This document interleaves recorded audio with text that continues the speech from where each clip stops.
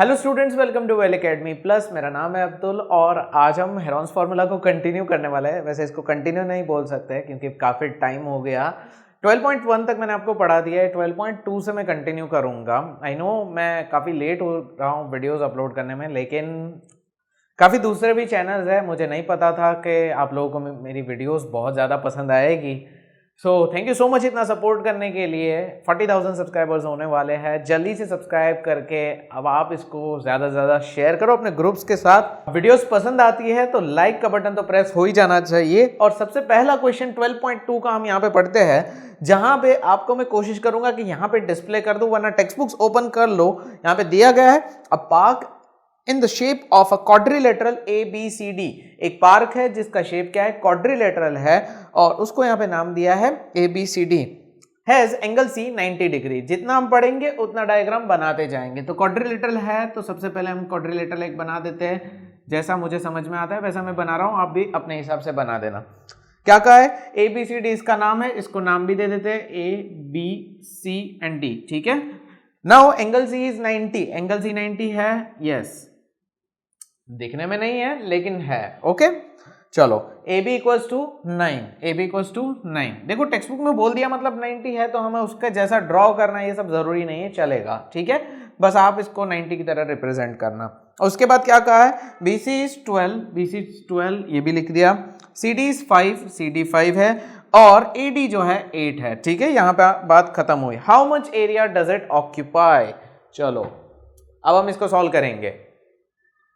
देखो Heron's formula chapter है और यहां पे हम ट्राइंगल्स की बात करते हैं, ट्राइंगल्स का एरिया फाइंड करते हैं। लेकिन ये तो ट्राइंगल नहीं है, क्वाड्रिलेटरल है ना, चार साइड वाला। So what we will do, हम यहां पे क्या कर सकते हैं पता है, सिंपल से स्टेप है। यहां लाइन ड्रॉ करो तो दो ट्राइंगल निकल के आ गए। जैसे कि एक क्वाड्रिलेटरल है, एक स्क्वायर शेप का समोसा है, दो भाई हो, बीच में से ऐसे कट करोगे तो दो ट्राइंगल आपको मिलेंगे। सेम इसी तरीके से ट्राइंगल को पैदा किया जा सकता है। एक सवाल दिमाग में जरूर आया होगा कि क्यों लाइन ऐसे ड्रॉ नहीं की हमने, बिकॉज 90 डिग्री है। सोचो जरा, 90 डिग्री है, 90 डिग्री में थोड़ा इजी हो जाता है। जब भी 90 डिग्री का ट्राइंगल मिलता है हम क्या करते हैं, half into base into height करते हैं ना, ये फॉर्मूला हम लगाते हैं ना, तो यही चीज हम यहाँ पे इस्तेमाल करेंगे। हेरॉन्स फॉर्मूला से तो काफी इजी है, तो इसका हम इस्तेमाल इस तरीके से करेंगे। वरना हम कर सकते, कोई इश्यू नहीं है। बाद में जो ट्राइंगल आपके बनेंगे उसको दोनों में आपको अलग अलग तरीके से हेरॉन्स फॉर्मूला अप्लाई करना होगा। अब आपको यहां पे पूछा है पूरा क्वाड्रिलेटरल कितनी जगह रोकता है, तो आपने क्या किया, ट्राइंगल बना दिए, मतलब इसको बीच में से डिवाइड कर दिया। तो अब मैं अगर ऐसा बोलूं, एरिया ऑफ क्वाड्रिलेटरल, अगर ऐसा बोलूं, area of quadrilateral equals to area of triangle ABD, triangle ABD plus area of triangle BCD। चलेगा ऐसा हम बोलेंगे तो चलेगा ना, बोल सकते हैं ना भाई, ये दोनों ट्राइंगल को मिला के तो क्वाड्रिलेटरल बन रहा है। वेरी सिंपल, ज्यादा डिफिकल्ट नहीं है। अब दोनों ट्राइंगल का अलग अलग तरीके से हम यहां पे इंडिविजुअली एरिया फाइंड करते हैं। तो एरिया ऑफ ट्राइंगल ABD क्या होगा, ABD नॉर्मल सा ट्राइंगल है, सीधा साधा ट्राइंगल है। तो जब भी सीधा साधा ट्राइंगल होता है तो उसके लिए हमें क्या करना पड़ता है, उसके लिए हमें उसके हेरॉन्स फॉर्मूला उस पर अप्लाई करना होता है। हेरॉन्स फॉर्मूला क्या है, चलो रिवाइज कर लेते हैं। हेरॉन्स फॉर्मूला यहां पे मैं लिखूंगा A equals to under root S into S minus A, S minus B, S minus C। ठीक है, S क्या है, S फॉर सेमी पेरीमीटर। ठीक है, अब ABC क्या है, तीनों साइड का मेजरमेंट। तो अगर हम ट्राइंगल ABD की बात करें तो मेरे पास ये साइड है, ये साइड भी है, लेकिन ये वाली साइड नहीं है। तो इस पॉइंट पे हम क्या करेंगे, यहां पे हम क्या करेंगे, थोड़ी देर के लिए स्टॉप हो जाते हैं। क्या करेंगे अब हम इसको नहीं सॉल्व करते हैं, अब हम ये ट्राइंगल का एरिया फाइंड करते हैं। क्यों ऐसा करेंगे, तो यहां पे area of triangle BCD 90 degree, that means right angle triangle है। इसकी वजह से क्या होगा, half into base into height, height मतलब अल्टीट्यूड, बेस यानी DC। ये हो जाएगा हाफ इंटू बेस क्या है 5 इंटू 12, 2 6 जा, तो 5 6 जा 30। सो ये ट्राइंगल का एरिया मेरे पास आ गया 30। लेकिन इससे मेरी प्रीवियस प्रॉब्लम सॉल्व नहीं हुई। क्या? क्वेश्चन मार्क, ये वाली साइड। अब ये सॉल्व नहीं हुई तो ये कौन करेगा? ये प्रॉब्लम भी यही ट्राइंगल सॉल्व करेगा, क्योंकि ये राइट एंगल ट्राइंगल है। तो राइट एंगल ट्राइंगल में 90 के सामने की जो साइड होती है उसको हम बोलते हैं हाइपोटेनियस, और यहां पे हाइपोटेनियस है जिसकी वजह से पाइथागोरस थ्योरम अप्लाई होगा। पाइथागोरस थ्योरम, पाइथागोरस नाम का एक साइंटिस्ट था, उसी के नाम से वो थ्योरम बना है, उसी को अप्लाई करना पड़ेगा। ठीक है, 90 के सामने हाइपोटेनियस है तो पाइथागोरस अप्लाई करेंगे। सो पाइथागोरस अप्लाई करने के लिए क्या करना होगा? पाइथागोरस फॉर्मूला क्या होता है? पाइथागोरस क्या कहता है कि भाई तुम्हारे पास जो हाइपोटेनियस है ना, जैसे कि ये, उसका स्क्वायर करो, कर दिया BD स्क्वायर। तो ये जो हाइपोटेनियस है वो इक्वल होगा किसके बराबर? बाकी दो साइड के स्क्वायर के समेशन के बराबर। नहीं समझ में आया? बताता हूं। बाकी दो साइड मतलब BC तो उसका स्क्वायर करो, प्लस CD तो उसका भी स्क्वायर करो। तो ये पाइथागोरस थ्योरम का कहना है। पाइथागोरस थ्योरम का कहना यही है कि आपका जो हाइपोटेनियस है उसका स्क्वायर इक्वल होगा बाकी दो साइड के स्क्वायर के समेशन के साथ। ठीक है, बाकी दो साइड का स्क्वायर किया, उन दोनों को ऐड किया, तो ये इक्वल होगा हाइपोटेनियस के स्क्वायर के साथ। ठीक है, अब ये पाइथागोरस है, कहीं पे भी पाइथागोरस अप्लाई कर सकते हो, बस आपको 90 डिग्री होना चाहिए ट्राइंगल के अंदर। 90 डिग्री हुआ तो उसके सामने की तरफ एग्जैक्ट जो होती है ना, वो साइड को हम हाइपोटेनियस बोलते हैं। ठीक है, जिनको नहीं पता है, मैं जानता हूं आप में से बहुत सारे बच्चों को ऐसे डाउट होते छोटे छोटे, लेकिन कोशिश करूंगा कि ये भी सॉल्व कर दूं। अब देखो, बढ़ते आगे तो BD square, I know very well यार, आप लोग में से कोई अच्छे मतलब ब्रिलियंट स्टूडेंट हो, अच्छे हो मैथ्स में, तो यू कैन स्किप फॉरवर्ड। ठीक है, आगे बढ़ सकते हो। सो BD स्क्वायर अभी हम फाइंड करेंगे फटाफट से। तो BD square equals to BC square, that means 144 plus CD square equals to 5 × 25, 144 प्लस 25 169 BD स्क्वायर, एंड BD यहां पे मुझे मिल जाएगा 13। सो मेरे पास ये जो क्वेश्चन मार्क था वो 13 वो सॉल्व हो गया। जब ये सॉल्व हो गया तो अब मैं यहाँ पे हेरॉन्स फॉर्मूला अप्लाई कर सकता हूं। तो जल्दी से सेमी पेरीमीटर फाइंड कर लेते हैं। तो सेमी पेरीमीटर यहां पे फाइंड करते हैं, जगह है तो A plus B plus C divide by 2, ये होगा 8 प्लस 9 प्लस 13, सो ये हो जाएगा 17 प्लस 13, तो ये होगा 30 divide by 2, that means 15।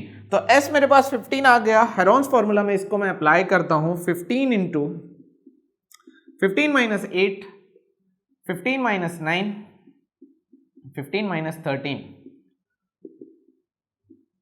15 into 15 minus 8 होगा 7, ये हो जाएगा 6, ये हो जाएगा 2। ठीक है, यस। अब बढ़ते आगे। 15 की जगह पे मैं लिख दूंगा 3 5 जा, लिख सकता हूं ना। 6 की जगह पे मैं लिख दूंगा 2 3 जा। ठीक है ना, मैं टर्म्स को स्प्लिट कर रहा हूं। तो यहां पे 2 2 है तो उसमें से एक निकल जाएगा, यहां पे 2 3 है तो उसमें से एक निकल जाएगा। सो ये निकल गए, ये भी निकल गए, अंदर क्या बचा? 35 बचा। ठीक है, सो मेरा आंसर आया 6√35, है ना। ओके, नाउ 35 इसका स्क्वायर रूट है, उसका आंसर लाना पड़ेगा। स्क्वायर रूट का आंसर कैसे निकालते हैं वो मैं वीडियो में बता चुका हूं, वो वीडियो का लिंक यहां पे मिलेगा, ऐसे सामने दिख रहा है ऊपर, वहां मिलेगा। ठीक है, स्क्वायर रूट कैसे फाइंड करते हैं। तो इसका मैं डायरेक्ट आंसर लिखूंगा, 5.9 के करीब कुछ आंसर आएगा। ठीक है, 5.9 के करीब कुछ आंसर आता है। सो यहां पे मैं वो वीडियो को नहीं दोहरा रहा हूं, वो वीडियो आप देख लो, आपको समझ में आ जाएगा मैंने कैसे फाइंड किया है। सो इसका जो फाइनल आंसर जो है वो 35.496 इसका आएगा। 35.496 इसका फाइनल आंसर आएगा। और ये एक्चुअली ये जो है 5.919 करके है, यस 916 है, सॉरी, यस। सो ये जो है 5.916 है, तो ये हो गया मीटर स्क्वायर। अगर आपको मीटर्स में सारी वैल्यू दी हुई है तो ये मीटर में होगा। ठीक है, मीटर स्क्वायर में होगा। सो ये मेरे पास आंसर आ गया 30 मीटर स्क्वायर, ये मेरे पास आ गया 35 मीटर स्क्वायर। तो अब मैं यहां पे एरिया ऑफ क्वाड्रिलेटरल लिखूंगा, तो क्या करूंगा मैं? 30 प्लस 35.496, सो ये होगा 65.496 मीटर स्क्वायर। ठीक है, आपको अच्छे से लिखना पड़ेगा लास्ट में, मतलब ये सब खत्म होने के बाद यही पूरा इक्वेशन दोहराओ और इसको लिख दो 65.496 मीटर स्क्वायर, ये आपका आंसर आएगा। ठीक है, पूरा परफेक्ट। इसको राउंड अबाउट आप लिख सकते हो 60.5। मीटर स्क्वायर और बाजू में अप्रॉक्स। सो आंसर आ गया। काफी लंबा सम था क्योंकि ये सब चीजें जो आई। ठीक है, बढ़ते हैं सेकंड क्वेश्चन की तरफ। नाउ बढ़ते हैं सेकंड क्वेश्चन की तरफ। ठीक है, फर्स्ट क्वेश्चन हो गया। सो आपकी स्क्रीन पर कोशिश करेंगे कि यहाँ पे क्वेश्चन लगा दे। Find the area of a quadrilateral ABCD in which AB is 3 cm, BC 4, CD 4, DA 5 and AC 5। अब ये समझ में नहीं आया कि 4 साइड होती है तो ये 5 कैसे है। सो हम हमेशा पढ़ते पढ़ते डायग्राम बनाना शुरू कर देंगे। ठीक है, जहां पे हम इसका नाम दे देंगे ABCD। और ABCD में AB जो है 3 है, BC जो है 4 है, CD जो है वो भी 4 है एंड DA जो है वो 5 है। और उसके बाद जो है AC जो है 5 है। AC मतलब इन्होंने इसको कनेक्ट कर दिया है और खुद ही यहाँ पे 5 बता दिया है। सो बताया हुआ है कि आपको यहाँ पे एरिया फाइंड करना है क्वाड्रिलेटरल का। अब देखो डिवीजन इन्होंने किया है। ठीक है, 2 ट्राइंगल इन्होंने खुद बना के दिए हैं, तो हम सिर्फ यहाँ पे इक्वेशन लिखेंगे area of quadrilateral equals to area of triangle ACD, triangle ACD मतलब ये वाला triangle, plus area of triangle ABC। ठीक है, अब दोनों ट्राइंगल का एरिया आराम से हेरोन्स फॉर्मूला से फाइंड कर सकते हैं। उसका रीजन ये है क्योंकि अगर आप यहाँ पे देखो तो ये सामने ऐसे ही दिया हुआ है, सिंपल सा है। ठीक है ना, मतलब दोनों में कोई 90 डिग्री का ऐसा कुछ दिया नहीं है। ठीक है, सो खुद ही अब हेरोन्स फॉर्मूला लगाना होगा। चलिए लगाते हैं। ठीक है, लेकिन हाँ रुकना, थोड़ा रुकना, सम खत्म होगा तो कुछ बताऊंगा, बहुत ही इंटरेस्टिंग बताऊंगा। ठीक है, चलो पहले सम सॉल्व कर लेते हैं। Area of ACD। अब ACD के लिए मुझे S फाइंड करना होगा, S फॉर सेमी पेरीमीटर, तो ये हो जाएगा 5 + 5 + 4 डिवाइड बाई 2, तो ये हो जाएगा 5 + 5 10, 14, 14/2 7। ठीक है, शॉर्ट एंड स्वीट। अब आगे बढ़ते हैं next. So 7 × 7 - 5, okay 7 - 5 × 7 - 5 × 7 - 4, 7 × 4 sorry 2 and 7 - 4 3। सो देखो 7 3 = 21 अंदर रहेगा, बाकी 2 2 है तो एक 2 बाहर आ जाएगा, तो 2√21 आएगा। इसको अभी रहने देते हैं। √21 को सॉल्व अगर जरूरत लगेगी तो करेंगे, वरना कुछ सेटिंग हो जाए यहाँ पे आगे बढ़ते बढ़ते। ठीक है, सो अभी मत करना फाइंड कभी भी एरिया ऑफ ट्राइंगल ABC। अब ट्राइंगल ABC का एरिया फाइंड करेंगे। सो यहाँ पे भी S फाइंड करते हैं, तो ABC जो है ये वाला है 5 + 4 + 3। So 5 + 4 + 3 divide by 2 equals to 5 + 4 9, 9 + 3 12, 12/2 6। तो S की वैल्यू 6 आ गई। अब सीधा हेरोन्स फॉर्मूला लगा के इसको यहाँ पे खत्म करते हैं। सो 6 × 6 - 5 6 - 4 6 - 3। S फाइंड करने में गलती मत करना, S हमेशा आपके हर साइड से बड़ा ही होगा। ठीक है, कुछ भी कर लो। 6 × 1 × 2 × 3।